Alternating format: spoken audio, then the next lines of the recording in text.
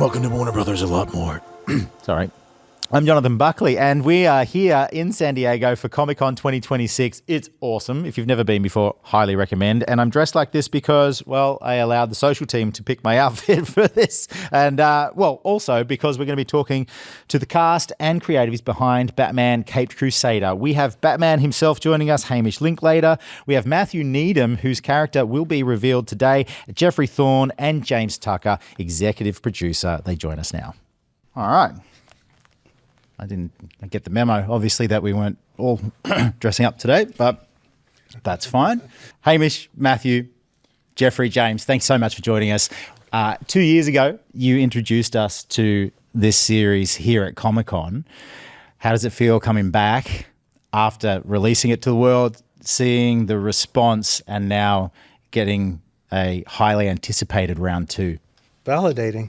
Validating? Yes, good to be back. It's a unique look that you chose for the series. I'm personally like a major fan of the noir style. What was it that made you decide to go down that route? We just went back to the square one. We went back to, the first Batman comics, Detective, and Batman #1. Mm-hmm. And just went from there, where he was a weirder, stranger-looking figure. He wasn't just the hero with his hands on his hips kind of, superhero. He was more of the detective, dark crime fighter. Yeah, I was going to say there's a lot more of that in this series, isn't he? He's just doing the kind of detective work. And yourself as Batman, when you got approached for this, was it exciting? My feet haven't touched the ground, frankly. Really? Yeah, it's the thrill of a lifetime. Yeah, I mean, look, I get to talk to myself in San Diego. The colors are a little off compared to your version of it, but Everyone has their Batman. Yeah, they really do. Do you have a particular one? I'm sure. The one I'm writing right I was going to say this one right now. Did you have a particular Batman before you joined this series? I mean, the Batman the Animated Series that Bruce Timm with Kevin Conroy voicing Batman. Yeah. That was my certainly North Star, and I love the Tim Burton ones as well. Yeah. When you were crafting your performance, because you have all of these references to look at, what was that process like?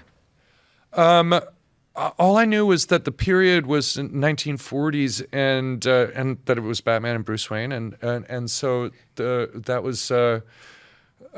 What I went for. Were you excited when you heard that it was 1940s? Totally, so good. But and maybe like a little insulted because they're like, who do we get to be a sort of 1940s Lothario? Well, Hamish Linklater kind of sounds like that naturally. Yeah. And you've got your two versions that you have to play when it comes to Batman and Bruce Wayne. Do you approach that performance as the same, obviously the same character, or two separate performances? How do you craft that? Yeah, Bruce Wayne is the cosplay. Batman is the real person, and then he puts on this mask, which is Bruce Wayne. It's always sort of liberating when I get to do the Bruce parts. But I feel sort of silly, too, because I don't have that mask. I mean, as soon as the mask is on, I'm like, I'm back in my body again. Is it hard? I've always thought this about Batman. Like, Batman, obviously, he runs a pretty monotone, he's a pretty strong, stable character. Mm-hmm. And so, kind of reading those lines out, pretty flat. Like, I've watched various versions of Batman and keeps it pretty flat. Is it difficult to inject the emotion in when you have that kind of stoic character? Yeah, I mean, no. That's a good answer. That's good. We can leave it at that. That's a good answer. No, I mean, it's wonderful. It's that wonderful thing of a good performance, which shows but doesn't tell. Yeah. And these guys do all the work for me, frankly. Yeah, he's being kind. Is it fun working together as a team? The way the process works, the actors are often more isolated from the concept of team. But I will say, coming in as the new guy on I think we're the new guys on second season, I slid into a very, very good team of people who all want to just make a really good they want to make this, and they want to do the best they can. And quiet as it's kept, that's not always the case on every show. Yeah. And I found it delightful. I think it's a great team of people. When you're putting this all together, how hard is it to select the characters? How does that process work? Because you've got such a wonderful sandbox to play in. When you're crafting the season, like back when you started season 2, and you have kind of an open slate, you have some story left over, but you closed off a lot with Harvey Dent, and so you kind of get to enter into like a new playground. So much to choose from. How do you go through that process of deciding? I mean, it's more of, we knew we were going to do Joker in season 2. So we couldn't delay him that long. Like, it was like, we got away with season 1, no Joker, but we were like, okay, we know that's where we're leading to. And then we knew that we wanted to do a mixture of heavy hitters like the Riddler and lesser known villains, and do a mix up of that so we could have, some choice and some variety. Also bring something new, because it's one thing to reinvent the classic characters. It's another to expose the audience to a character who may not have been in animation before. Yep. So we have a few of those popping in, but it all comes out in the writer's room usually. Batman has the deepest and best bench of villains. Really does. Like there's an army of not just lots of them; they're almost all great. Mm-hmm. So it's just a what is it? A smorgasbord. A smorgasbord. An embarrassment. That's what it is. Thank you. It was an embarrassment. It really is. Yeah, it's like, I must be hungry. Which character is zany in this way versus that way? Which character is more vicious? Because they're all vicious in some way, but for this thing, and it all has to ultimately illuminate Batman. The show is called Batman, not Batman's villains. Yep. Right? So everything has to illuminate what is the journey that Batman is going on. Well, that brings me to you, Matthew. This season, obviously, a lot of anticipation, and we've just had the announcement earlier here at Comic-Con for 2026 in San Diego that you are the Joker. Yeah. Big shoes to fill, as same thing with Batman. These characters are so iconic, and was it exciting to kind of get brought in as that? Oh no, it was terrifying. Is that right? Yeah, I mean, it's ludicrous. These are just they're some of the greatest characters ever created. Yeah. And Joker is one of the greatest characters ever created. So to get a chance to play it's just crazy. It's just out of this world. And there've been so many different iterations in the past that to have a crack at a different version of it's just such a privilege, really. Yeah. And this version is so different to other ones that have come before. Did you get a particular breakdown for how to approach it? No, in the breakdown there were 2 words. It was European and humorless. Mm-hmm. And I thought I can do that.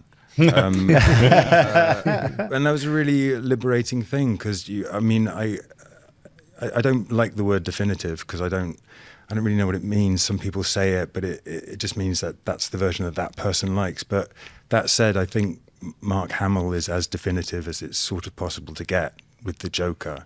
So I would never be able to live up to it. But the gift that this show gave me was that they want to go in a completely different direction. So the brakes were off. Yeah. Wow. How do you just describe that when you're pushing that message across to Matthew? Like, how are you selling this? What image? I mean, did you have a clear image of what the Joker was going to be, and how did Matthew do pulling that off?